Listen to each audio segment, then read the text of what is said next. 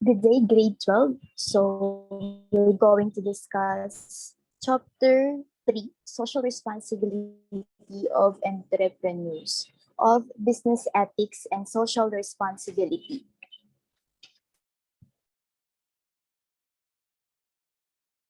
So at the end of this lesson, at the end of this chapter, so here are objectives.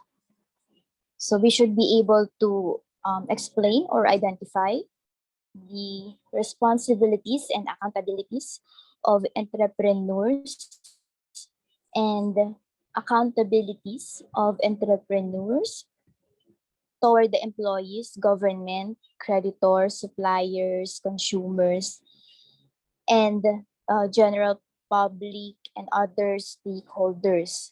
And we should be able to identify the major ethical issues in entrepreneurship, such as the basic fairness, personnel and customer relations, distribution dilemmas, fraud, unfair competition, unfair communication, non-respect of agreements, environmental degradation, and etc. And we should be able to identify and explain models and frameworks of social responsibility in the practice of sound business. So before we proceed to our lesson 9, so let us discuss the social responsibilities, or what is social responsibilities. So it is an ethical theory in which individuals are accountable for fulfilling their civic duty, and the actions of an individual must benefit the whole society. In this way, there must be a balance between economic growth and the welfare of the society and the government. Okay, so we have here the example or the categories of social or corporate social responsibility: environmental, human rights, philanthropic, and economic responsibility. And then here are the samples or examples of CSR. So we have the reducing carbon footprints, improving labor policies, participating in fair trade, charitable giving, volunteering in the community, corporate policies and corporate policies that benefit the environment, socially and environmentally conscious investments. Okay, so yun, kung meron kayong mga kilalang companies, yan, for example, mga Jollibee, Coca-Cola, SM department or mga SM store, meron silang CSR na tinatawag or corporate social responsibility. So isa sa mga CSR ng mga, for example, CSR ng mga companies, nagtatanim sila ng mga puno, meron silang mga scholar, ayan, meron silang parang nag-sponsor sila ng mga students. Ayan, and also minsan may mga products na pinopromote or may mga companies na pinopromote nila na maging economic lover yung mga products nila. So for example, si Starbucks, dati plastic yung cup nila. Ngayon, pinopromote na parang halos lahat din ng mga fast food or mga restaurant, pinopromote na nila yung paggamit ng paper cup. Yan, and then paper straw or nagiging strawless na sila. So isa yun sa mga CSR ng mga companies.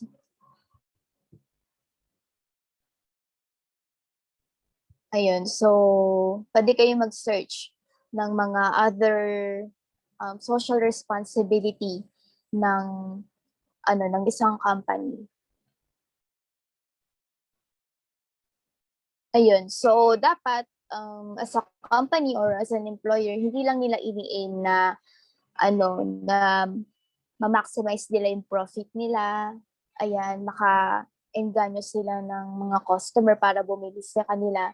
ini-aim din nila na magkaroon sila ng corporate social responsibility. Kumbaga, meron silang mabuting, meron silang advantage or benefit or mabuting,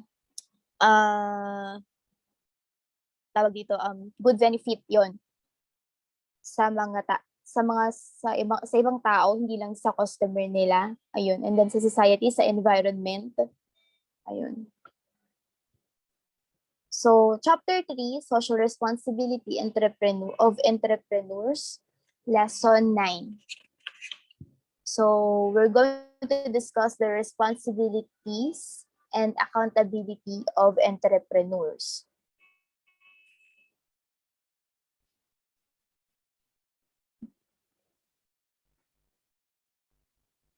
Ayan. So, we have here the definition of the responsibility, accountability, and ownership, and then we have to compare these three. And so, when we say ownership and accountability, it means individual and teams taking accountability for the quality and success of both the output and outcomes of their work. So both of these are important, as ownership doesn't mean perfection. It means knowing why you are doing the work and making sure that you produce as it fits the purpose. So ownership is a state of mind where you feel fully in charge and do not give any excuses for what needs to be done.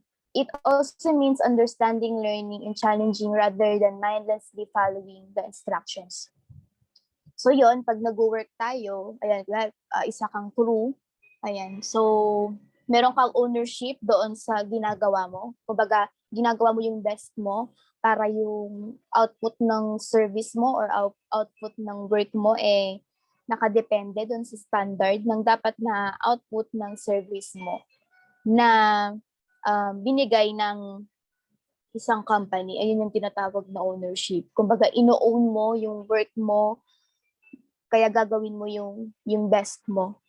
Ayan. So, yeah, making sure that you produce is fit for the purpose. Ayan. So, the outcome and the output. While the accountability is to be held to account for the fulfillment of your duties and responsibilities. Yan, accountability requires answers and entails consequences. So accountability is not feeling ownership or responsibility, rather than accountability is a process that is usually external. Someone holds accountable, although a sense of ownership means that you will also hold yourself accountable as well. So yun, parang ang ownership kasi parang voluntary or parang vino-volunteer mo yung sarili mo na gawin mo yung best mo para doon sa service mo or doon sa product na ginagawa mo. While yung accountability naman, parang ito yung dapat mong gawin, and then kumbaga parang dito, parang ikaw ba yung inaasahan? Ikaw yung inaasahan ng company na gagawa ng bagay na to? Ayan. And also, yung mga liabilities or if in case na merong mga pagkakamali or meron kang pagkukulang, ikaw yung nalapitan nila, ikaw yung liable doon, ikaw yung accountable doon. Ayun. So, meaning pag ikaw naging accountable sa isang bagay, better siya kasi ikaw yung inaasahan ng company na gagawa nun. Ayun, accountable ka sa bagay na to. Yan. Though merong mga consequences, meron ding mga liabilities if in case na magkamali ka. Ayun, at least meron parang privilege pa rin siya kasi ikaw yung inasahan ng employer mo na gumawa ng bagay na yun. Though merong may mga liabilities na ikaw din yung sasalo. Yan. So in between ownership and accountability is responsibility. The strong internal feeling driving your willingness to perform your duties with total ownership. So responsibility is unidirectional, though. Give individuals and teams the authority, autonomy, and accountability for an outcome. Organizations and leaders must be transparent about the strategic decisions that are being made for an individual to be held accountable for their decisions. They must have appropriate information so as to not make a predictably incorrect decision. This has implications in publicly traded organizations relating to insider trading regulations, yan, no knowledge of share price traders, yan, for example. But many organizations have solved the conundrum. So yun, di ba sa job description natin, meron tayong nakalagay na mga responsibilities doon. So kung hindi tayo binigyan ng accountability doon sa responsibility na yun, maaring hindi natin siya gawin, no? Maaring bigyan lang tayo ng responsibility, pero hindi naman tayo accountable. So hindi natin gagawin yung best na atin. So yun, pag binigyan ka ng responsibility,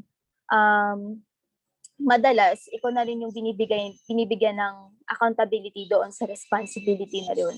So dapat dahil accountable ka doon sa responsibility na yun, ino-own mo na siya, so gagawin mo yung best mo para hindi ka magkamali or hindi mo saluhin yung mga liabilities na if in case magkamali ka, kasi gagawin mo na yung best mo. Yun. So pag meron kang responsibility, ayun, mas better na dapat bigyan ka rin ng accountability if in case na magkamali ka. So, para gagawin mo yung best mo. Ayun, so, for further explanation, yan, responsibility versus the accountability. And the main difference between responsibility and accountability is that responsibility can be shared while accountability cannot. Ayun, so, minsan kunyari para-paras kayo ng work, para-paras kayo ng accountant, para-paras din naman kayo ng responsibility. Pero minsan merong mga accountable sa specific na process. Yan, especially kunyari pag mga for promotion na kayo, for senior or for supervisor na kayo, minsan binibigyan na kayo ng accountability doon sa process. So being accountable not only means being responsible for something, but also ultimately being answerable for your decisions and actions. Also, accountability is something you hold a person only after a task is done or not done. So responsibility can be before or after a task. Ayan. So pag may responsibility tayo tapos hindi naman tayo accountable, more likely hindi naman natin siya gagawin ng ganun ka tama or hindi natin yung binibigay yung best natin. Yan. So about every business preaches the benefits of building a culture of accountability. So leaders need to be accountable. Normally yun nga, pag mga supervisor, manager, more likely marami silang accountability. Yan, lagi silang accountable. Kung nga rin nagkamali yung subordinate nila, madalas sila yung tatanungin, questionin ng mga top management, yung mga supervisor and manager natin. Sila yung nalapitan ng mga clients, sila yung nalapitan ng customer pag may mga nagawa tayong mali, yung mga subordinate. Yan. So, employees need to be accountable. Yan. Actually, accountable din naman ng mga employees. Kunyari, nagkamali ka. So, magiging accountable ka dun sa liabilities. Yun. Actually, accountable din naman pero hindi ganun kasing laki ng accountability ng mga managers and supervisors. Kasi yung pagkakamali mo, accountability din naman ng employees. And at the same time, accountability din siya ng mga supervisor and managers. Yan. And we must do everything possible to ensure accountability at all levels of the organization. So yun, minsan depende rin sa pagkakamali, kaya minsan umaabot hanggang top management yung liability or yung accountability ng pagkakamali mo. Yan. So, accountability naman versus ownership. Yan. So, accountability is something assigned or given. Yan. I can assign accountability. I can instruct an employee to perform a task or even accomplish a goal. Yan. But in effect, I still own the task or goal. I tell the employee what I want, I define success, and I create metrics to measure that success. That is accountability. The employee takes responsibility for getting done what I want.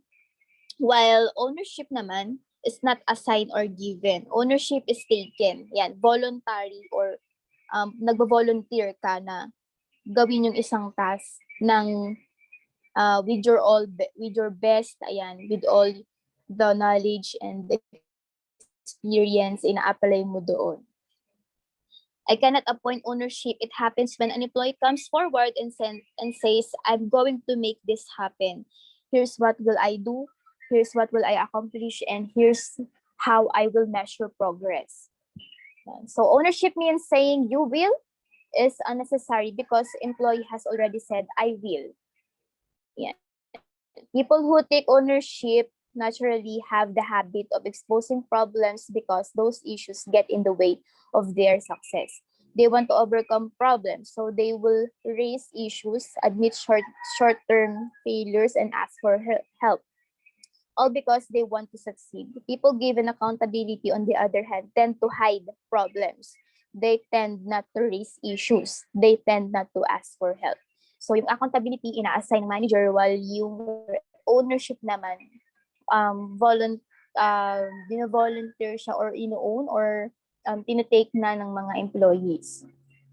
Yan. So, accountability involuntary, while yung ownership naman voluntary.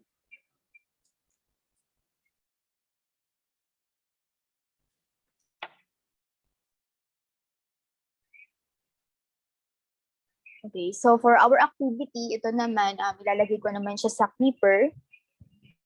Ayan, sa essay na naman siya ulit. So lahat naman ng activity natin sa business ethics and social responsibility ay nasa Clipper.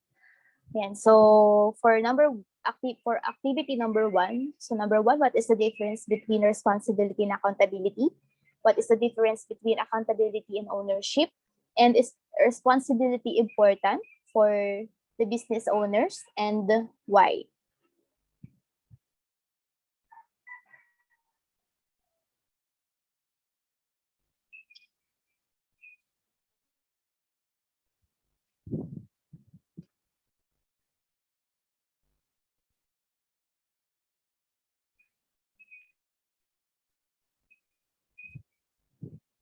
Okay, so for Chapter 3, Social Responsibility of Entrepreneurs, Lesson 10, Accountabilities of Entrepreneurs Towards the Employees.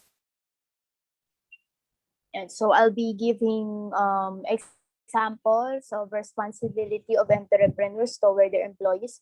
Pero sa ibang company naman, sila naman mismo nagke-create ng sarili nilang responsibility. Depende yan sa need or pangangailangan ng isang company or isang organization. Yun. So, responsibility of entrepreneurs toward their employees. What is an organization without its employees? So, nothing. Hindi naman mag-ooperate ang isang company nang wala ang employees. So, parang win-win situation. So, kailangan ni companies employees para sa service or para dun sa knowledge na meron si employee, and si employees, kailangan din nila si company para sa growth, para sa sweldo, ayan, para sa mga benefits. Ayan, so win-win situation. Give and take lang sila. So employees are said to be true assets of an organization.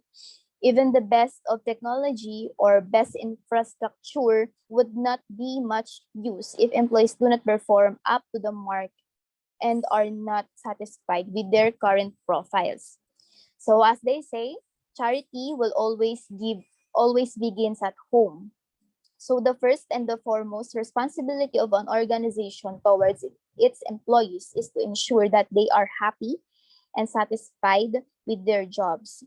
It is unethical to treat employees as mere machines and expect them to work continuously for 8 to 9 hours at a stretch just because they are being paid. So, hindi porke binabayaran ng isang company yung mga employees nila, they have the right to treat them like a machine or robots or parang hindi human.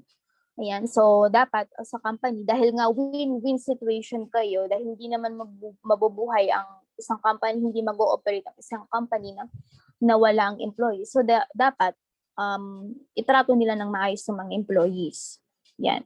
So hindi porke binabayaran mo sila, itatrato mo na sila ng hindi maganda. At hindi rin porke kailangan ka ng employees, itatrato mo na sila ng hindi maganda. Kasi may kailangan ka din sa kanila. Kailangan mo yung knowledge nila, yung learnings nila, yung skills nila, yan, para mag-operate yung isang company. So do not treat your staff as laborers. Management needs to ensure that individuals associated with their organization are actually enjoying what they are doing and also growing with time. So as an employer or the company, isa rin sa dapat na binibigay mo sa mga employees mo ay yung growth. Yan, hindi lang pera, dapat yung growth. Growth na nagkakaroon sila ng self-development, yung skills and knowledge nila mas nawawiden, mas dumadami yung kaalaman nila. Ayan. And then, syempre, dapat napopromote din sila. Ganun. Syempre, pag napopromote, ibig sabihin, mas motivate din yung mga tao. And so job profiles ought to be delegated equally as per expertise, knowledge, and educational qualification of individuals so that no one is overburdened. And provide healthy working conditions to your employees. Assign proper workstation and cubicles for them to work comfortably and eventually deliver their level best. So everyone needs some amount of privacy and make sure your employees get the same. So else soon they would be frustrated with their job and look for better opportunities. So nowadays, lalo na sa mga millennials and then Generation Z, especially sa mga millennials, kasi normally naman millennials pa lang naman yung mga madalas na may work ngayon, mas aggressive na sila. So pag hindi binibigay ng isang company yung job or yung environment, working environment, yung treatment na gusto nila or kailangan nila, lumilipat sila ng ibang company. No, bakit sila magi-stay sa isang company na hindi sila tinatrato ng maayos kung kaya naman yun ibigay ng ibang company?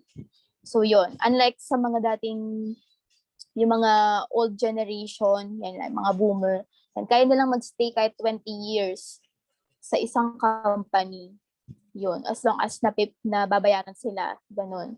So, pag ang mga millennial ngayon, siguro matagal na yung 4 years.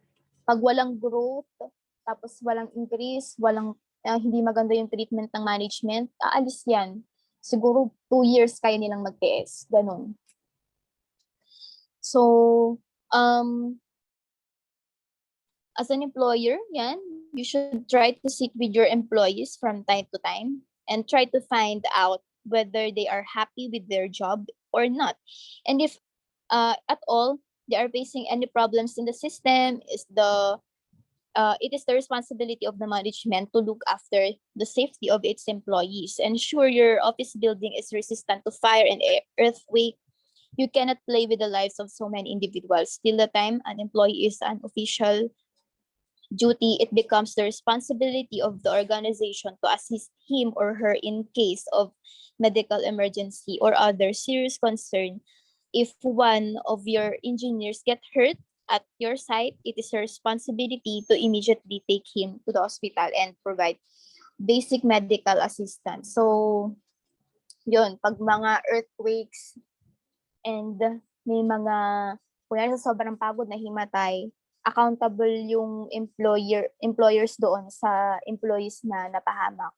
Especially pag nandun sila sa site or sa office during their office hour. Ayun, so accountable si employers sa mangyayari sa mga employees niya.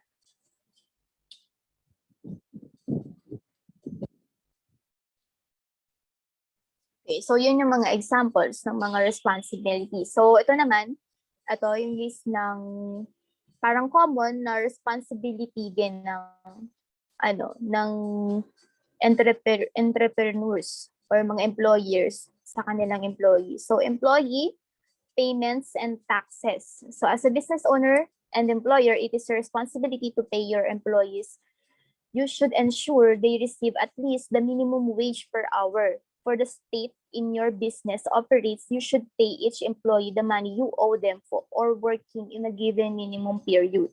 The payment should include overtime that employee has worked, any sick leave that they have taken, and any vacation wages that they are entitled to.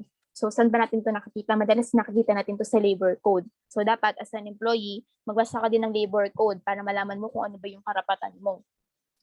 So, magkano nga ba yung minimum wage per hour ngayon? Di ba? Parang nasa 500 plus. So, pag below pa rin doon yung na-receive mo, dapat kausapin mo na yung employer mo na dapat nasa minimum wage per hour ka na.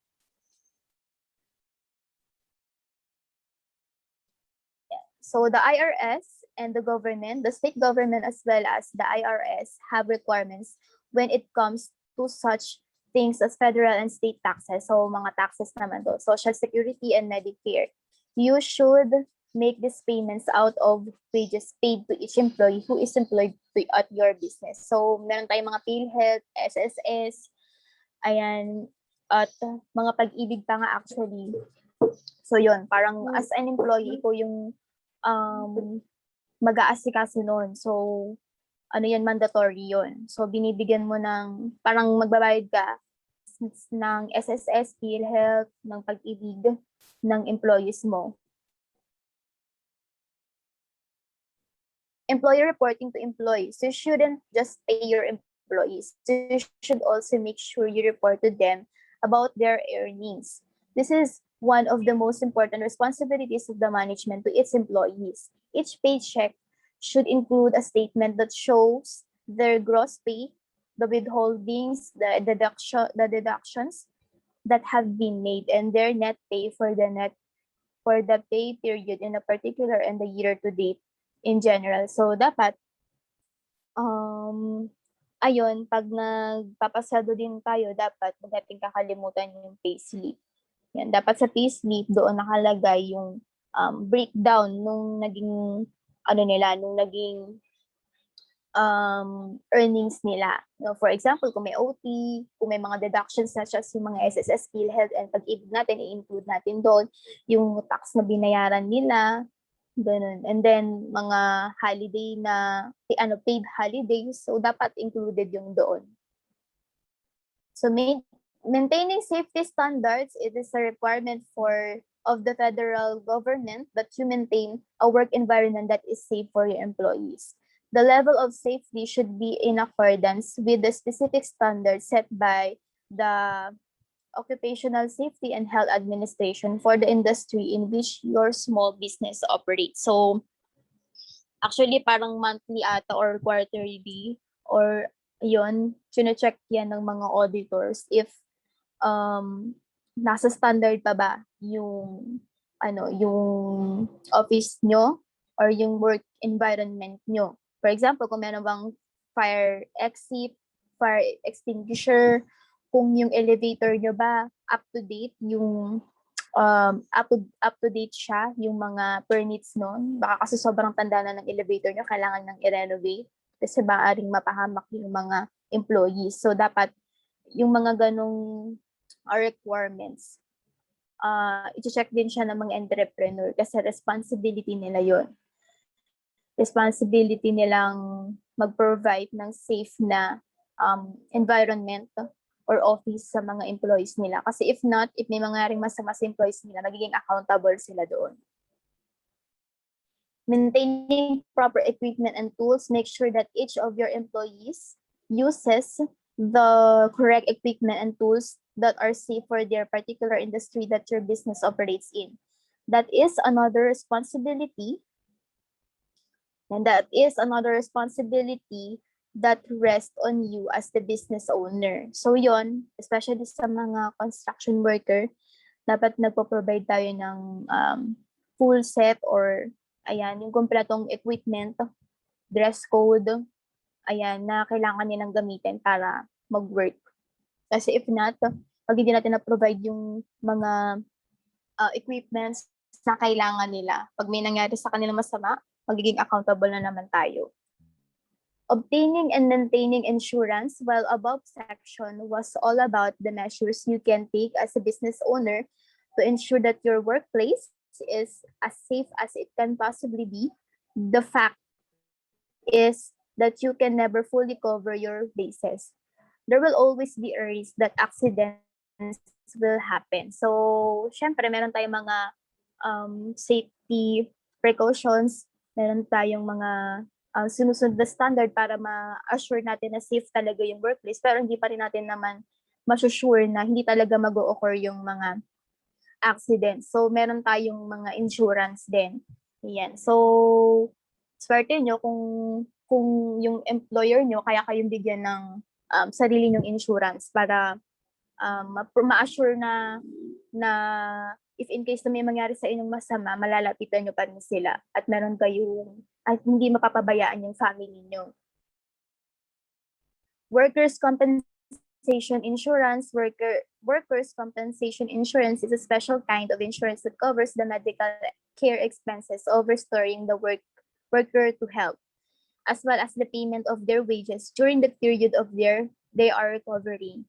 This is known as wage replacement. So yun, isa sa mga dapat check niyo pag nag-a-apply kayo ng work,